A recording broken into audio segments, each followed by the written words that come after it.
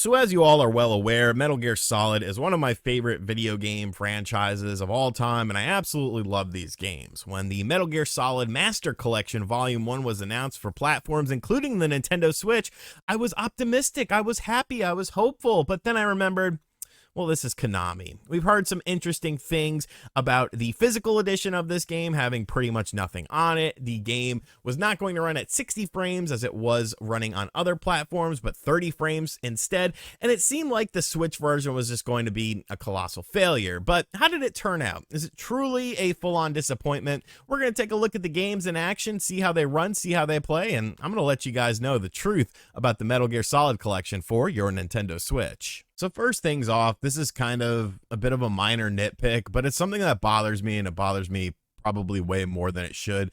But this is how the games are displayed. There's not like a launcher for Metal Gear Solid, and then you have all of the stuff within the launcher. It downloads these individually.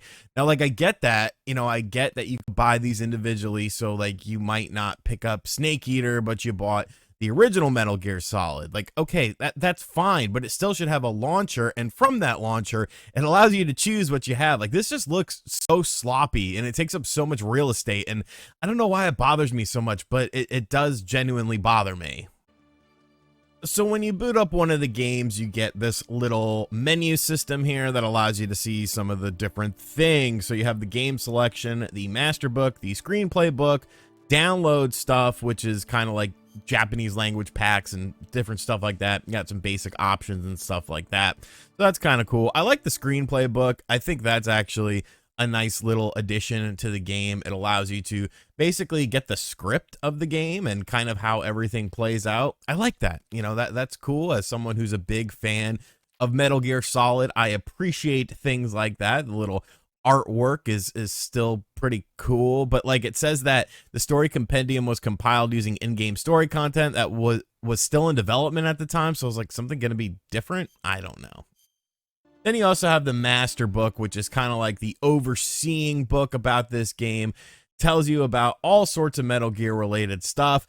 This is very cool. I wish this was an actual book. Like, if this was an actual print book or something like that, and it had all this cool stuff in it, the world, the story, why is this not an actual book? Like, I guess, it's better than nothing, and tells you about all the different games. Hopefully some of these games come in these collections, games like the Game Boy Color game, of course, Metal Gear Solid 4, which is just an awesome game. I don't care what anyone says, but this was cool. I definitely like this. So then when you go into the game selection stuff for Metal Gear Solid 1, you have the original release, you have the VR missions, which was a secondary thing that you could pick up. You have the special missions, which was just the VR training missions, how they were sold in Japan, but there's some different stuff, or in Europe, I should say. And then there's Metal Gear Solid Integral, which has some additional stuff in it from the VR missions and the baseline game. So, that's kind of neat. I like that, just to have these little differentiating things. The VR missions are actually pretty cool in the game. I really enjoyed playing them, although, looking back on it, the price point might have not been the best thing in the world. So far, so decent, I would say, with this. There's some things that I don't like about it, but, it's pretty solid. No pun intended. All right, so here is good old Metal Gear Solid 1 in all its original glory, and I don't know, man. It's honestly kind of tough to go back to this game. Like, I still like it. It's still definitely very playable and very nostalgic for me playing this game with my good friend Pecker Dupree, because he had a PlayStation, but like, you couldn't do any sort of graphical enhancement to the game.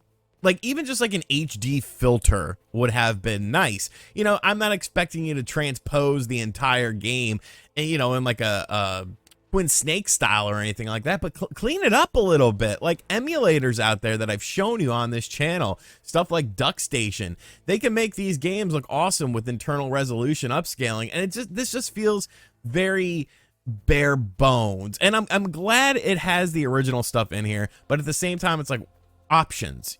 Give me the option to be able to have some, new graphical filter for the game or something like that. Like, I don't think it would detract from the game in any way, shape, or form. It might actually make it a bit more appealing to people who aren't familiar with these games, because that's pretty much what this target audience is. I feel like, is people that are not familiar with these OG games, because, you know, they didn't pick it up in the PlayStation 3 collection or the Xbox 360 collection or something like that. Like, I don't know, this was kind of honestly a bit disappointing, because Metal Gear Solid 1 is the game that like needs the most work done to it to kind of modernize it.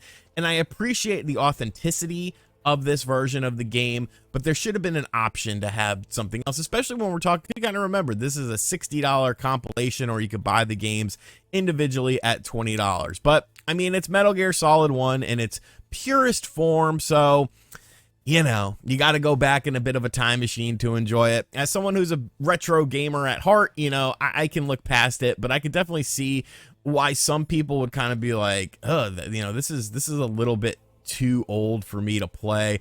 Or, you know, they could have just done a little bit to the graphics to clean it up. Like, this is not aesthetically pleasing in modern standards.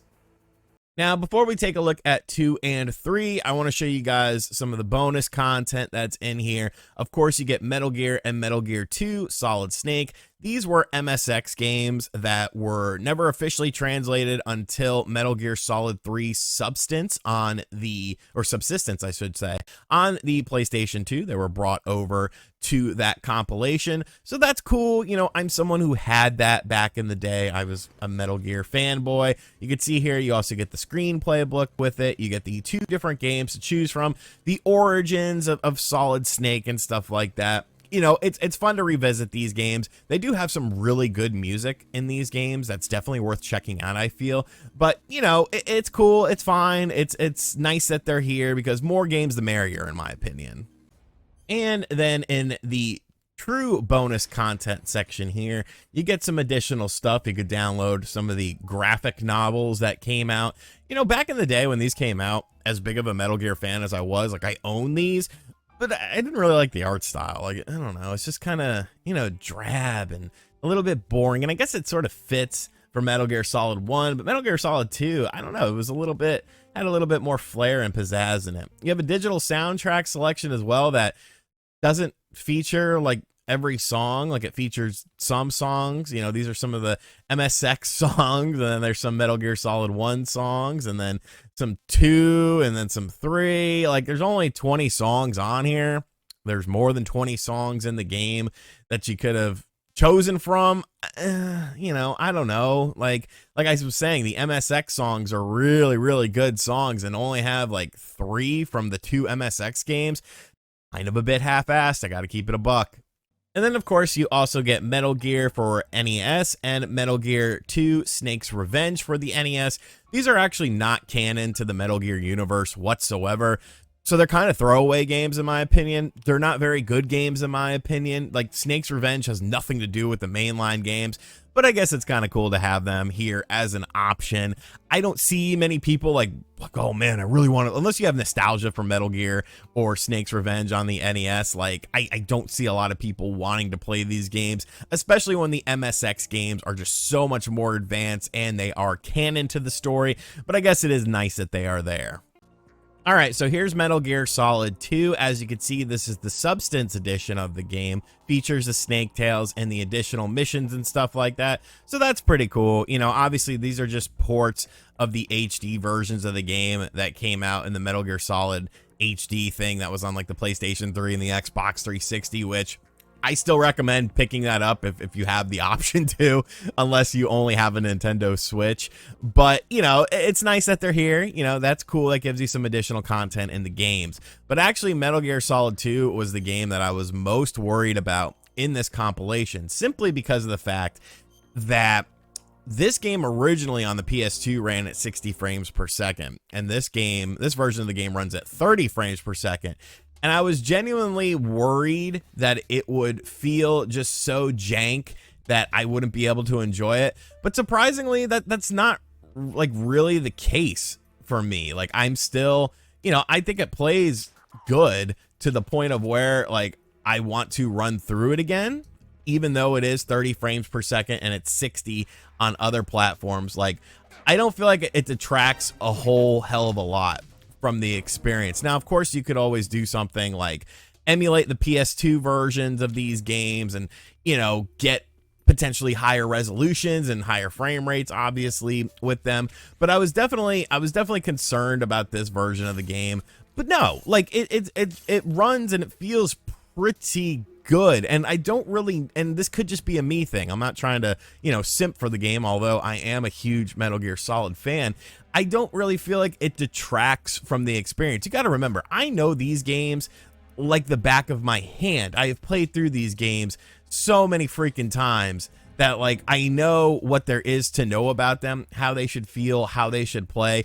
So this to me was going to be the most startling, difference, I feel, but it feels fine. Like it feels genuinely good. And like, I would prefer 60 frames per second, obviously, but I don't miss it quite as much as I thought I would with this version of the game. So Metal Gear, and I mean, look, like this looks very nice. This is a 1080p image when you're in docked mode, 720p in handheld mode. I played a lot on the OLED, obviously, because I like to play my stuff in handheld mode, but even like the PC versions, I think are like 720p at max or something. I don't know. I've been hearing bad things about the PC versions of this game, which kind of detracts from, being able to play it on Steam Deck or something like that. Now, obviously, like I said earlier, you can, use your emulators and stuff like that. PS2 stuff, PS3 stuff even runs really well on stuff like the Asus ROG Ally and stuff like that.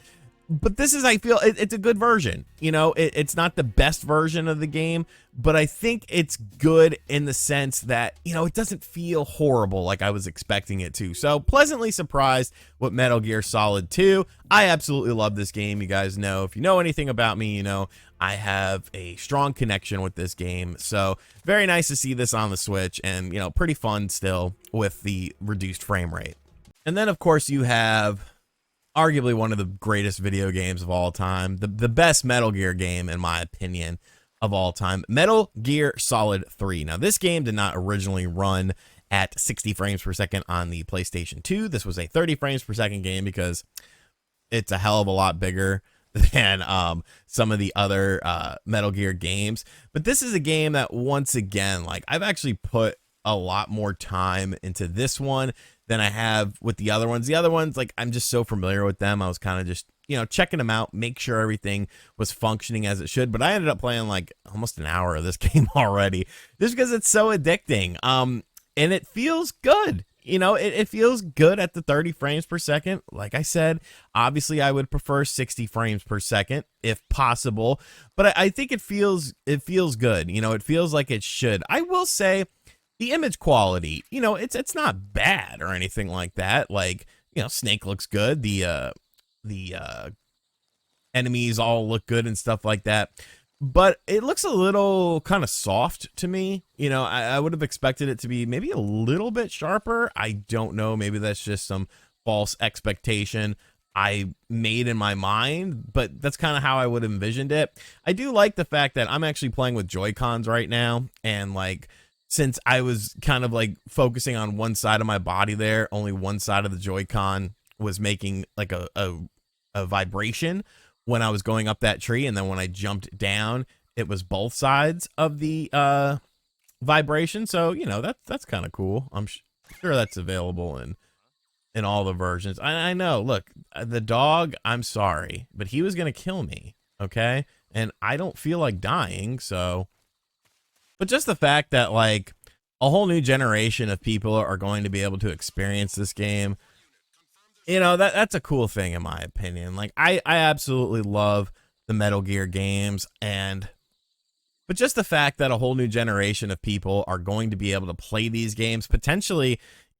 for the first time, like, that's cool to me. I do have some complaints about the game. Like, I do wish that, they went a little bit more above and beyond. When you look at stuff like the Castlevania collections and stuff, there's so much additional content, so much kind of behind the scenes stuff as well.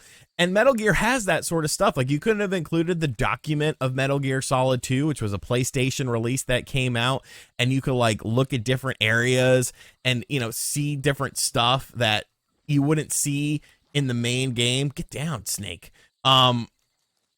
you know, that kind of stuff is very cool to me. And the fact that they didn't include it in here, it kind of is like, well, why didn't you? Like, this is a celebration of one of the greatest franchises and some of the greatest video games, like, of all time. And to not, I don't know, to not go all out is a bit of a disappointment. You can buy these games individually, which I you know, I think that's nice at 20 bucks a pop or whatever. But I don't know, you know, it's hard for me to be like super critical of it because I'm such a big fan of these games, and to have them on modern platforms is a very cool thing. But in the same breath, it's like, it definitely kind of feels a bit like the bare minimum. You know, the absolute bare minimum they could do is what they decided to do with this. And you could have done like so much and done so much more and just, you know, went all out and did all this sort of crazy stuff and really celebrated Metal Gear Solid, especially with Metal Gear Solid 3 Remake, you know, coming out in what we're hoping is 2024. But as it stands now, it's a decent compilation. You know, it's a decent compilation. If you buy the Switch versions of the game, this is how it's going to look. This is how it's going to play. And it is also worth noting that the Switch cartridge is pretty much pointless. It just has the MSX and the NES stuff on it. So if you're buying this game, like, I don't know, like, it pains me to say it, but you might as well check it out digitally, because you're not getting much on that cartridge. If you're caring about, you know, preservation or something like that, this will leave you a bit disappointed. But let me know in the comment section down below, how are we feeling about this? I bought it. I paid full price for it. And, you know, for nostalgic purposes, for ease of use purposes, not having to, you know, boot up an emulator or set up an older, you know, take out the PS3 or the Xbox 360 or something like that. Like, I do appreciate what they did with this. Just, they could have done a bit more. It's, you know, it's not a disappointment per se, but there's definitely some disappointing elements about it. And as always, guys, thank you for checking out this video. If you are new to the channel, be sure to hit that subscribe button, like, comment, and share. Hit the bell as well. And as always, I'll catch you guys on the next video. Later.